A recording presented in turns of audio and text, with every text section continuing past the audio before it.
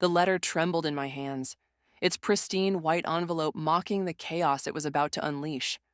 5 years of carefully constructed peace threatened to crumble at the sight of that familiar, looping handwriting. Emma's handwriting. My name is Heidi, and until 5 years ago, I thought I knew exactly who I was: a successful corporate lawyer, a loving wife, and most importantly, a loyal twin sister. Now, I'm still a lawyer, but the other parts of my identity were shattered by a single act of betrayal. You don't have to open it, Serenity said, placing a steaming mug of chamomile tea on my desk. My mentor's presence was as comforting as always, her silver-streaked hair catching the afternoon light filtering through my office windows. I do, though. I turn the envelope over. If I don't, it'll haunt me. Like everything else hasn't, Serenity perched on the edge of my desk, her eyes soft with understanding. You've come so far, Heidi. Look at what you've built. She was right. The wall behind me was covered in thank you cards from women I'd helped, wives betrayed by unfaithful husbands, sisters deceived by siblings, daughters abandoned by mothers. Each card represented a small victory, a step toward healing for someone else, even as I struggled with my own wounds. Did I tell you about yesterday's client? I asked, desperately trying to delay the inevitable. She reminded me so much of myself from 5 years ago, lost, confused, angry. Stop deflecting, Serenity chided gently. Open the letter. With trembling fingers, I tore open the envelope. The paper inside was expensive, thick, the kind used for formal invitations. My stomach lurched as I unfolded it. She's getting married, I whispered, the words burning my throat, to some guy named Terrence. And she wants me there, as her maid of honor. A bitter laugh escaped my lips. Because we're sisters, twins, because blood is thicker than water. Her words, not mine. Serenity took the invitation from my shaking hands. What are you thinking? I'm thinking about Bradley, I admitted. About how she seduced my husband, then convinced him I was the one having an affair. About how she watched me lose everything. My marriage, my reputation, my trust in people, and said nothing. My phone buzzed.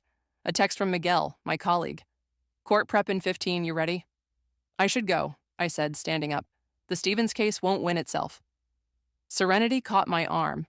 Heidi, you've spent 5 years helping other women find justice. Maybe it's time you found yours. By attending my sister's wedding? I scoffed. What kind of justice is that? The kind that shows you're stronger than her betrayal. The kind that proves you've rebuilt yourself into something better than what she tried to destroy. My phone buzzed again. Miguel. Brought coffee. The good kind. Despite everything, I smiled. Miguel had been a constant source of support since I joined the firm, his quiet strength helping me through countless difficult cases.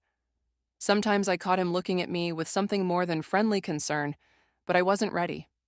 Not yet. I have to go, I said, gathering my files. Court waits for no one. Think about what I said, Serenity called after me. Sometimes the best revenge isn't about destroying someone else. It's about showing them they failed to destroy you. In the elevator, I caught my reflection in the polished doors. At 33, I looked different from the woman I was 5 years ago. Stronger, sharper, more defined. Emma and I might share the same face, but time and pain had carved unique lines into mine.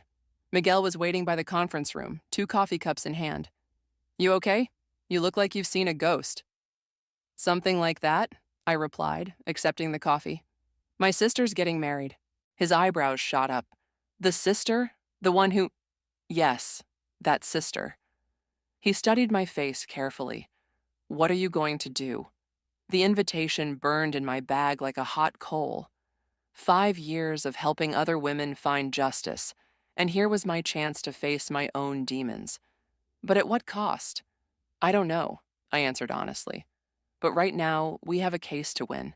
As we walked into the conference room, I felt the weight of Emma's invitation like a stone in my stomach. Serenity's words echoed in my mind. Sometimes the best revenge isn't about destroying someone else. Maybe she was right. Maybe it was time to show Emma exactly who I'd become in the wake of her betrayal. Maybe it was time to stop running from the past and face it head on. But first, I had a court case to win.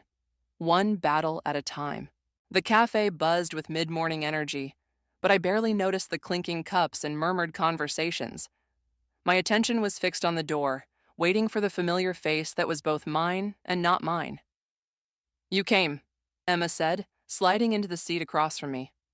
She looked exactly like me, yet completely different, her hair longer, styled in loose waves, her outfit more expensive than my practical suit. "I almost didn't," I replied, wrapping my hands around my untouched coffee. "Why now, Emma? 5 years of silence and suddenly you want to talk?" She fidgeted with her engagement ring, a massive diamond that caught the sunlight. "I'm getting married." "So I heard. Congratulations." The words tasted like ash in my mouth. "Heidi, please." Emma leaned forward, her eyes, our mother's eyes, pleading. "I know I hurt you. I know what I did was unforgivable. Do you?" I cut her off. "Do you really know what it felt like? Coming home to find Bradley's clothes gone? Having him tell everyone I was the one who cheated? Watching my own twin sister pretend she knew nothing about it?" A waitress approached our table, then quickly retreated, sensing the tension. "I was scared," Emma whispered. "I was jealous. You had everything, the perfect marriage, the successful career, Mom's approval." I laughed, harsh and bitter. "And now you have Bradley. How's that working out for you?" Emma flinched. We're not together anymore. Haven't been for years." That stopped me cold. "What?" "He left. 6 months after everything.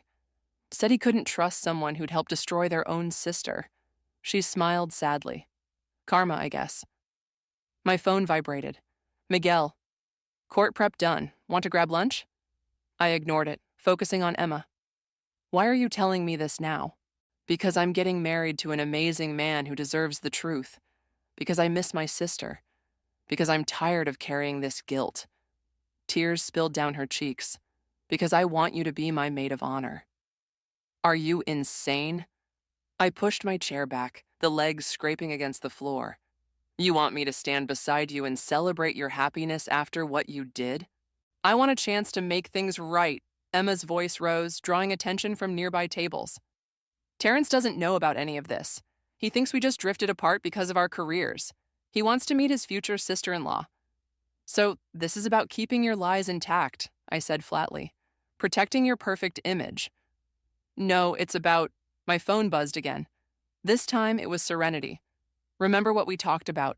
Sometimes facing our demons sets us free." Emma was still talking, her words tumbling out in a desperate stream. "Mom's been asking about you. She misses you at family dinners, and I know you miss her too. Please, Heidi, just think about it." I stood up, gathering my bag. "You want to know what I think, Emma? I think you're scared. Scared that your perfect new life will crumble if Terrence finds out who you really are. Scared that karma isn't done with you yet." "That's not fair," she protested. "Fair?" I leaned across the table, lowering my voice. "Was it fair when you watched me lose everything? When you let me think I was crazy for suspecting Bradley? When you stood by and said nothing while our entire family turned against me?" Emma's face crumpled. "I'm sorry. I know it's not enough, but I am so, so sorry." Looking at her tear-stained face, I felt a familiar ache in my chest. Despite everything, she was still my twin. Still the person who'd shared my birthday cakes, my childhood secrets, my dreams. "I'll think about it," I said finally. "That's all I can promise." Hope flickered in her eyes. "Really?" "Don't push it." I turned to leave, then paused. "Does Mom really miss me?" "Every day." Emma wiped her eyes. "She keeps your favorite coffee mug right next to hers. Refuses to let anyone else use it." Something inside me cracked a little. I nodded once, not trusting myself to speak, and walked out of the cafe. Outside, the spring air was crisp and clean. I checked my phone. 3 missed calls from Miguel, 2 texts from Serenity. My fingers hovered over Miguel's number, tempted to call him, to hear his steady voice tell me everything would be okay. Instead, I texted Emma, "Send me the wedding details. I'm not promising anything, but I'll think about it." Her response was immediate. "Thank you. I know I don't deserve it." "No," I typed back. "You don't." As I walked back to my office, I thought about Bradley, about karma, about the strange twists life takes. Maybe Serenity was right. Maybe facing my demons wasn't about revenge at all. Maybe it was about proving that they hadn't won.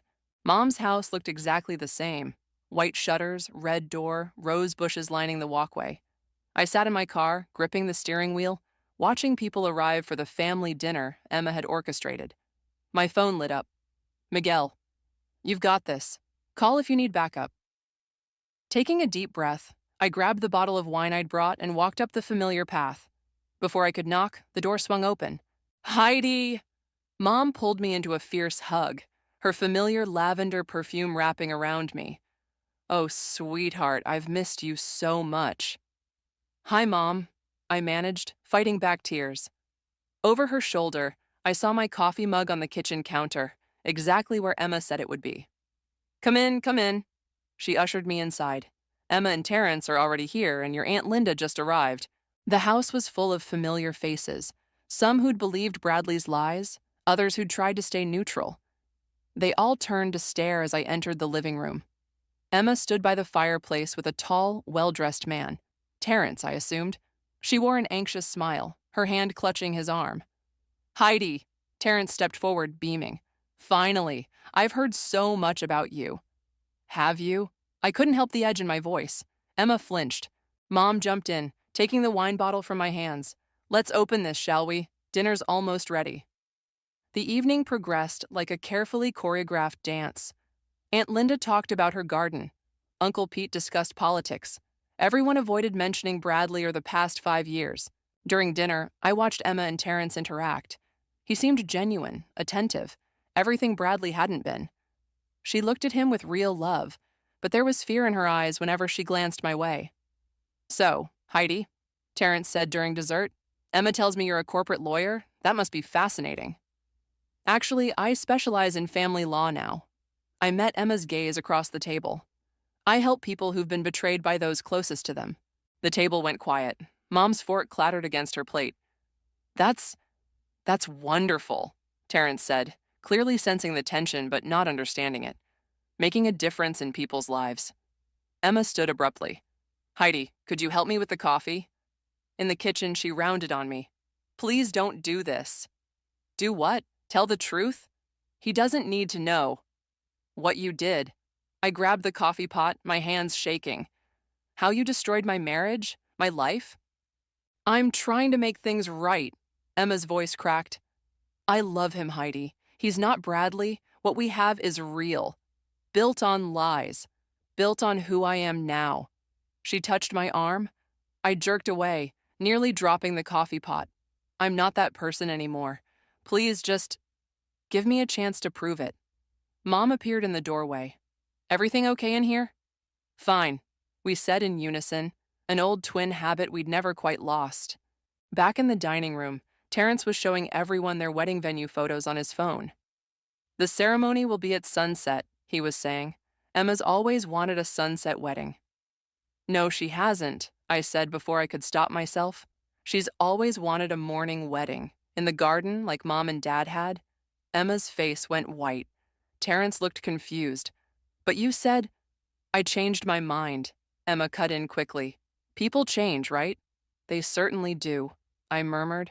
After dessert, as people started leaving, Terrence pulled me aside. I know there's something going on between you and Emma. She won't talk about it, but I hope you'll be at the wedding. It would mean everything to her. Looking at his earnest face, I felt a sudden, overwhelming sadness. He had no idea what he was walking into. I'll think about it, I said, the same answer I'd given Emma. Mom walked me to my car, her arm linked through mine. It's been too long, sweetheart. Please don't stay away anymore. I'm sorry, Mom. It's just been hard. She squeezed my arm. I know there's more to what happened with Bradley than either of you have told me, but your sisters, twins, whatever it is, can't you try to work through it? I looked back at the house, where Emma stood in the doorway with Terrence, his arm around her waist. She'd gotten everything she wanted. A fresh start, a new love, a clean slate. Some things can't be fixed, Mom. But some things can be forgiven, she said softly, even if they can't be forgotten. I drove home in silence, my mind spinning. Emma's fear, Terrence's innocence, Mom's hope for reconciliation. It all swirled together like a storm brewing on the horizon. My phone buzzed. Emma, thank you for coming. I meant what I said. I want to make things right. I didn't respond. Instead, I called Miguel. Hey, his warm voice answered. How did it go? I need a drink, I said. Several drinks. I'll be there in 20 minutes. Miguel arrived with a bottle of tequila and a sympathetic smile. We sat on my apartment balcony, the city lights twinkling below us like fallen stars. So, he poured 2 shots. Was it as bad as you expected? Worse. I knocked back the tequila, welcoming the burn. You should have seen her, Miguel, playing the perfect bride-to-be, acting like the past never happened. And the fiancé? Completely clueless. He thinks we just grew apart because of our careers. I laughed bitterly. He actually seems like a good guy. Successful businessman, kind eyes, the whole package. Unlike Bradley, Miguel's voice was careful, measured. Bradley had kind eyes too. I reached for the bottle. Right up until he didn't. My phone buzzed. Serenity. Coming by the office tomorrow? We should talk. You know, Miguel said, taking the bottle from me. I've known you for 3 years, and this is the most you've ever talked about what happened. Because talking about it makes it real. I stared at the city below. Makes me remember how stupid I was. You weren't stupid. You were betrayed. Same thing. I stood up, needing to move. I should have seen it coming. The late nights at work, the secret phone calls, the way Emma always seemed to know exactly where Bradley was. Miguel followed me into the kitchen. Stop, you're doing that thing again. What thing? That thing where you blame yourself for other people's choices. He caught my arm, turning me to face him. Emma and Bradley chose to betray you. That's on them, not you. His hand was warm on my skin, his face close enough that I could see the concern in his dark eyes. For a moment, I let myself imagine leaning in, letting go of the past, starting something new. My phone buzzed again. Emma, can we meet tomorrow? There's something I need to tell you. The moment shattered. I stepped back, creating distance between Miguel and me. I should get some sleep, I said. Early court tomorrow. Heidi. Miguel ran a hand through his hair, frustration evident in his gesture. You can't keep running forever. I'm not running. I'm surviving. The next morning, I met Serenity in her office. She listened as I recounted the family dinner, her expression growing more concerned with each detail. So, what are you going to do? She asked when I finished. Emma wants to meet again, says she has something to tell me. And I agreed. God knows why. I collapsed into her leather chair. What's wrong with me, Serenity? Nothing's wrong with you. She perched on her desk. You're finally facing your past instead of running from it. That's progress. It doesn't feel like progress. It feels like picking at a scab. Sometimes wounds need air to heal properly. My phone lit up. Emma, coffee shop in an hour? Go, Serenity urged. Whatever she has to say, you're strong enough to hear it. The coffee shop was quieter this time. Emma sat at a corner table, her designer outfit a sharp contrast to her troubled expression. Thanks for coming, she said as I sat down. Make it quick. I have court at 11. I told Terrence some of it. The words tumbled out. Not everything, but I told him I'd done something terrible to you, something unforgivable. I felt the blood drain from my face. What exactly did you tell him? That I betrayed you. That it involved Bradley. I didn't give details, but she twisted her engagement ring. He wants to postpone the wedding. Good. The word came out sharper than I intended. At least he has some sense. Please, Emma's voice cracked. I can't lose him too. Not like this. Like what? Because of your own actions? Your own choices? I leaned forward. Welcome to consequences, Emma. They're not fun, are they? I know I deserve this, she whispered, but Terrence doesn't. He's a good man. Then he deserves the truth. Will you... She hesitated. Will you tell him? The question hung between us like a loaded gun. I could destroy her relationship with a few simple words, just as she had destroyed mine. No, I said finally. That's your job, your truth to tell. Relief flooded her face, followed quickly by fear. What if he leaves? Then he leaves. I stood up, gathering my things. But at least you'll know you finally did the right thing. As I walked to the courthouse, my phone buzzed with a message from Miguel. Lunch later, I make a mean hangover cure. Despite everything, I smiled. Maybe Serenity was right. Maybe facing the past wasn't about picking at scabs. Maybe it was about making room for something new to grow. I texted back, "Only if you promise not to lecture me about running from my problems." His response was immediate. "No promises, but I'll bring chocolate." 3 days before the wedding, Terrence showed up at my office unannounced. He stood in my doorway, looking lost in his expensive suit. "Can we talk?" he asked. I gestured to the chair across from my desk. "I assume Emma told you everything?" "Some." He sat down heavily. "Not all. I need to hear your side." Miguel appeared with case files, saw Terrence, and quickly retreated, closing the door behind him. My side? I leaned back in my chair. "Are you sure you want to hear it?" "Please." His voice was rough. "I love her, Heidi, but I need to know what I'm walking into." I studied him for a moment, seeing the pain in his eyes, the same pain I'd seen in my own reflection 5 years ago. "Bradley was my husband," I began. "We were happy, or I thought we were. Emma was always around, always supportive. Until she wasn't. She said there was an affair. There was." I kept my voice steady. "But not mine. They were sleeping together for months. Then they decided to cover their tracks by making everyone believe I was the cheater." Terrence's face went pale. "How?" "They were clever. Emma would tell Bradley where I was going, what I was doing. He'd show up at the same places, make it look like we were meeting secretly. Then he'd tell everyone he'd caught me having an affair. And Emma played the supportive sister perfectly, consoled him, consoled me, all while knowing the truth." My hands clenched under the desk. By the time I figured it out, it was too late. Everyone believed them.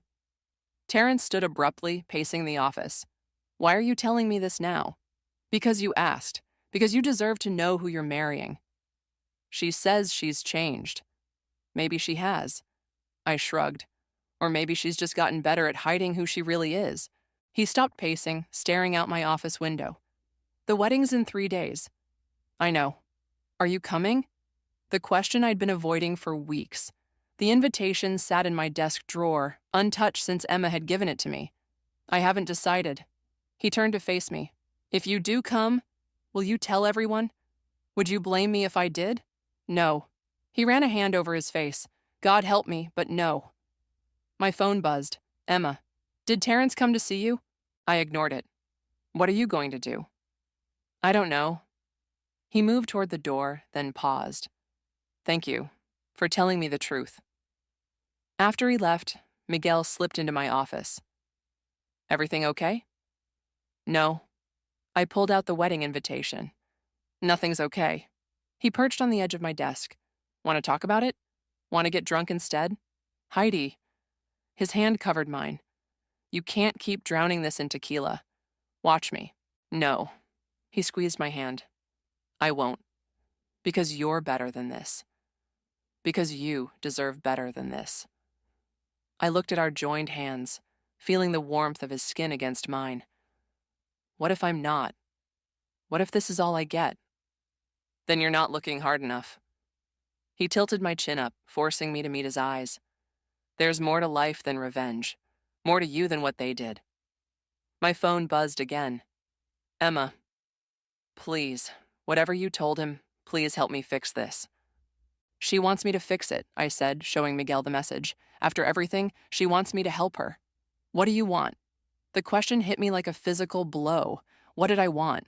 Revenge? Justice? Peace? I want... My voice cracked. "I want to stop feeling like this. Like I'm still that person they destroyed." Miguel's thumb brushed across my cheek, wiping away tears I hadn't realized were falling. "Then don't be. Be the person who survived, who rebuilt, who's strong enough to face them." By going to the wedding? By doing whatever feels right to you, not what hurts the most. I looked at the invitation again, thinking about Terrence's face when he heard the truth. about Emma's desperate texts, about the weight I'd carried for 5 years. Will you come with me? The words slipped out before I could stop them. Miguel's eyes widened. To the wedding? As my date, my backup, I gestured vaguely. Whatever. A slow smile spread across his face. Whatever? Don't push it. Wouldn't dream of it. He stood up, still holding my hand. But first, lunch. Real food, no tequila. I let him pull me to my feet, feeling something shift inside me. Maybe it wasn't about revenge anymore. Maybe it was about proving I could walk into that wedding as someone new, someone stronger, someone who had survived. I texted Emma back, I'll be there, but not to fix anything. Some things need to stay broken. Her response was immediate. Thank you, I understand. But she didn't. Not yet. She would. The wedding venue was exactly as pretentious as I expected. A restored mansion with manicured gardens and a view of the city skyline. Miguel whistled low as we pulled up in his car. Your sister doesn't do anything small, does she? Never has. I smoothed my dark blue dress, a deliberate choice not to wear the pale pink Emma had suggested for family. Ready? Are you? Before I could answer, Mom appeared at the entrance. Heidi, thank goodness you're here. Emma's asking for you. Miguel squeezed my hand. Go, I'll find our seats. The bridal suite was chaos. Flowers, makeup artists, photographers, and in the middle of it all, Emma in her wedding gown, looking like she might throw up. Everyone out, she said when she saw me. Please, I need to talk to my sister. The room cleared quickly, leaving us alone with our reflections in the full-length mirror. 2 identical faces, one crowned in white. Terrence almost called it off, Emma said, her voice shaking, after he talked to you. But he didn't. No. She turned to face me. He said he needed time to think. Then he came back and said everyone deserves a second chance. Lucky you. Heidi, please. She reached for my hand. I stepped back. I told him everything, every detail. About Bradley, about the lies, about how I destroyed your life because I was jealous and stupid and… Stop. My voice cut through her rambling. This isn't about you feeling better about what you did. Then what is it about? It's about consequences, Emma, real ones, not just saying sorry and expecting everything to be fixed. A knock at the door interrupted us. Mom poked her head in. 10 minutes, girls. Emma, the photographer, wants some final shots. I'll be right there. Emma turned back to me. Will you stand with me during the ceremony? No. I moved toward the door. I'm here because you asked, because Mom hoped. That's all. In the hallway, I nearly collided with someone coming around the corner. My heart stopped. Bradley. He looked older, grayer, but still handsome in his suit. Heidi. I didn't know you'd be here. Clearly. I tried to step around him. He blocked my path. Can we talk? Please? I've wanted to tell you, get out of my way. My voice was ice. Or I'll scream, and everyone will come running to see what the problem is, including your new girlfriend in the 3rd row. He paled but stepped aside. I hurried down the hall, my heels clicking on the marble floor, and nearly ran into Miguel. Hey, whoa. He caught my shoulders. What's wrong? Bradley's here. The words came out in a rush. He's here, Miguel. Why is he here? Want me to throw him out? I can throw him out. Despite everything, I laughed. My hero. Always. He straightened my necklace, his fingers lingering on my collarbone. What do you need? Just stay close? I can do that. The ceremony started on schedule. I sat between Miguel and Mom, watching Emma float down the aisle on our father's arm. Terrence stood at the altar, looking both nervous and determined. Dearly beloved, the officiant began.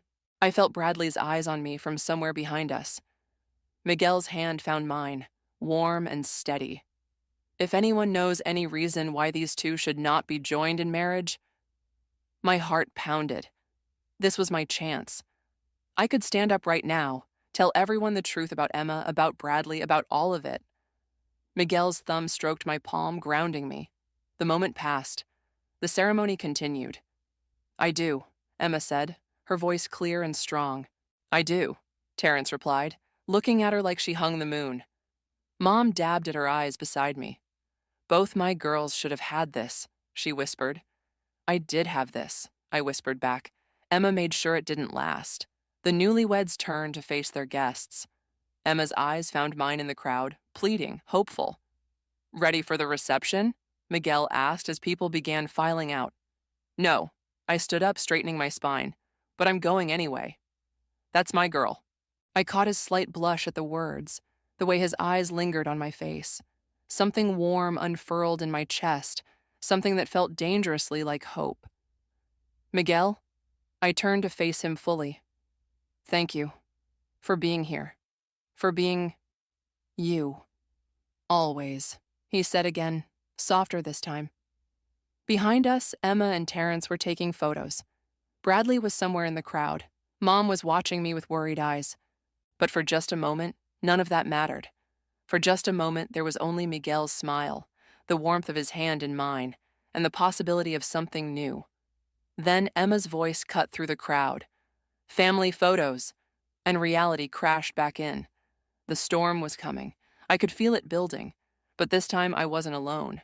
The reception was in full swing when Emma clinked her glass for the toasts. My stomach churned as the best man finished his speech and the microphone was passed around. Heidi, Emma's voice carried across the room, would you like to say something about your sister? The room went quiet. 200 pairs of eyes turned to me. Miguel's hand found my knee under the table. You don't have to, he whispered, but I was already standing, taking the microphone. 5 years of pain, of therapy, of rebuilding myself. It all led to this moment. My sister and I began, my voice steady, are identical twins. We shared everything growing up. Clothes, friends, secrets. Some people couldn't tell us apart, but Bradley could. Couldn't you, Bradley? Heads turned toward him. He shifted uncomfortably in his seat. Heidi, Emma's warning tone carried across the silent room. No, let me finish. I smiled, but there was no warmth in it. You see, Bradley was my husband, and Emma was my sister, and they shared something too, an affair that destroyed my marriage and my trust in both of them. Gasps rippled through the crowd. Terrence stood up, his face tight with concern. But this isn't about them, I continued. This is about what happens after betrayal, about who you become when the people closest to you tear your world apart. Emma was crying now, silent tears tracking through her perfect makeup. Mom had her hand pressed to her mouth. I became someone stronger, someone who helps others through their darkest moments, someone who learned that survival isn't about revenge. It's about rising above the pain. I turned to face Terrence. You asked me for the truth, and I gave it to you. You chose to stay, to believe in second chances. That makes you a better person than I was able to be. Heidi, please. Emma stood up, reaching for me. I'm not finished. My voice cracked slightly, because this isn't just about the past. It's about now, about choices, about forgiveness. The room was so quiet you could hear the ice clinking in glasses. Emma, you asked me to be here today, to stand with you.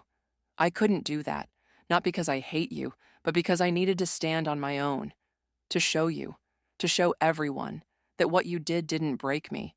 It transformed me. I looked at Bradley, meeting his eyes for the first time in years. You thought you were destroying me. Both of you did. But you gave me something instead. The strength to rebuild myself into someone who wouldn't let your choices define her life. Miguel was watching me with pride shining in his eyes. Mom was crying openly now. So here's my toast to the happy couple. I raised my glass.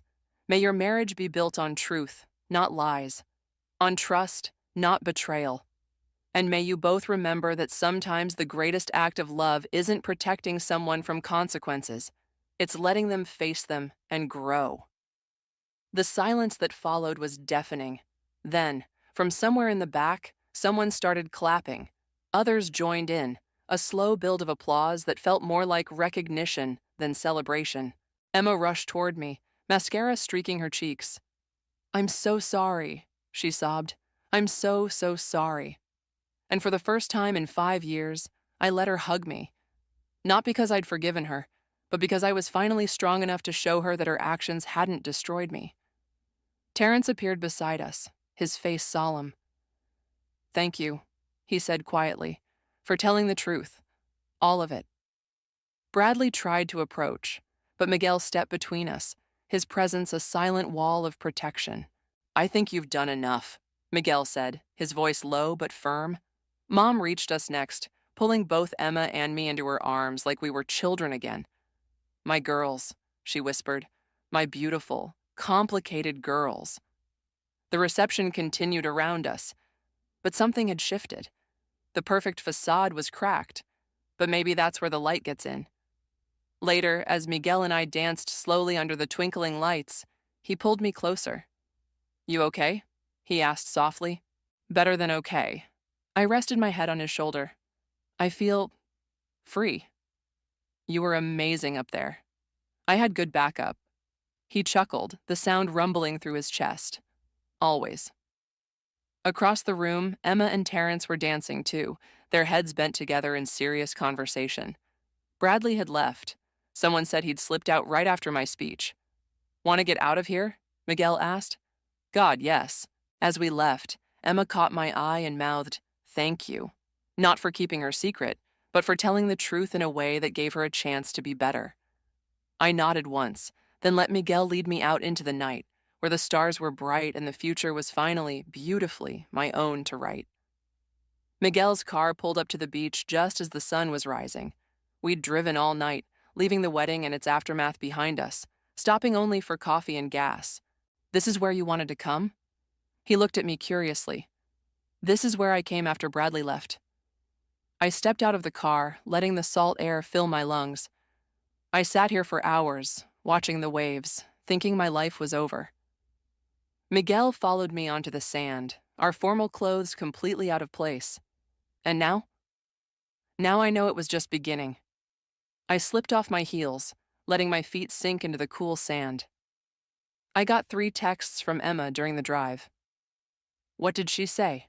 I pulled out my phone. First one, I understand now. Second, Terrence and I talked all night.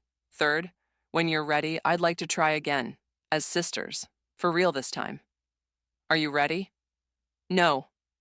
I walked toward the water's edge, but I'm not angry anymore either. My phone buzzed again. Mom, both my daughters are stronger than I ever knew. I love you. She's right, you know, Miguel said, coming to stand beside me. What you did last night, that took incredible strength. It wasn't strength, it was just truth. Same thing sometimes. The waves crashed against the shore, a rhythm as old as time. My dress was getting sandy, and my carefully styled hair was coming loose in the ocean breeze. I keep thinking about Bradley's face when I was speaking, I said. He looked small, like he finally realized what he'd thrown away. His loss. Miguel's hand found mine. My gain. I turned to face him, really looking at him for the first time since we'd left the wedding. His tie was loose, his jacket discarded in the car, and his eyes held something that made my heart skip. Miguel, I've been waiting, he said softly. For 2 years, I've been waiting for you to be ready, to see me as more than just your friend, your backup. I see you. The words came out barely above a whisper. I've always seen you. I was just scared. And now, instead of answering, I kissed him. He tasted like coffee and possibility, his arms wrapping around me as the sun painted the sky in pinks and golds. My phone buzzed again. Serenity. How are you holding up? I texted back one-handed, not leaving Miguel's embrace. Found my strength, and something more. Something more? Miguel read over my shoulder, grinning. Don't let it go to your head. Too late. A final text came through. Emma, I filed for a marriage annulment this morning. Terrence agreed. We're going to start over, do things right this time. I owe you that much. I showed Miguel the message. Karma really does come full circle, doesn't it? It's not karma, he said, brushing sand from my cheek. It's growth, for both of you. The sun was fully up now, turning the ocean into a sheet of diamonds. I thought about Emma and Terrence, choosing truth over convenience. About Mom, loving us through our mistakes. About Bradley, walking away again, but this time from his own choices. Take me home? I asked Miguel. Your place or mine? Surprise me. As we walked back to the car, I sent one final text to Emma. Starting over takes courage. I'm proud of you. Her response was immediate. I'm proud of you too. For everything. Miguel started the car, and I kicked off my sandy shoes, propping my feet on the dashboard. The morning stretched ahead of us, full of promise and new beginnings. You know, Miguel said as we pulled away from the beach, most people don't end up finding themselves at their twin sister's wedding. Most people don't have my life. True. He glanced at me, smiling. Want to get breakfast? I know this great little place. As long as they serve mimosas. It's that kind of morning, huh? It's that kind of life. I reached for his hand, but I wouldn't have it any other way. The road stretched ahead of us, leading away from the past and toward something new, something real, something that felt like healing and hope and home all at once. And for the first time in 5 years, I was completely, utterly at peace with where I was going. Not because of revenge or justice or even forgiveness, but because I'd finally learned that the best revenge isn't about destroying someone else's happiness. It's about building your own. And with Miguel's hand in mine and the morning sun warming my face, that's exactly what I plan to do. One truth, one day, one moment at a time.